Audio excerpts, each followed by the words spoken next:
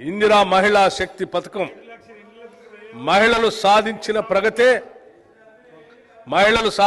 ప్రగతే ఆ సమాజ ప్రగతికి కొలమానంగా నేను భావిస్తాను. I measure the progress of the community by the degree of progress which women have achieved. Doctor BR Ambedkar గారు చెప్పినటువంటి ఈ మాటల్ని తెలంగాణ ప్రభుత్వం 63 లక్షల మహిళలను విజయవంతమైన వ్యాపార పారిశ్రామికవేత్తలుగా తీర్చిదిద్దే ధ్యేయంతో ఇందిరా మహిళా శక్తి పథకానికి రూపకల్పన చేసింది.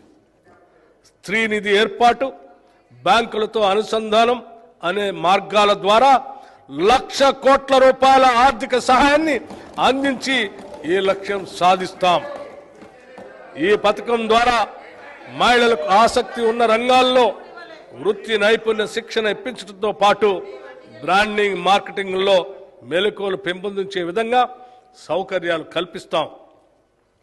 మహిళా ఔత్సాహిక పారిశ్రామికవేత్తల కోసం ఉమ్మడి ప్రాసెసింగ్ కేంద్రాలతో పాటు ప్రతి శాసనసభ నియోజకవర్గానికి ఒక ప్రత్యేక చిన్న తరహా పారిశ్రామిక పార్కుని ఏర్పాటు చేస్తాం.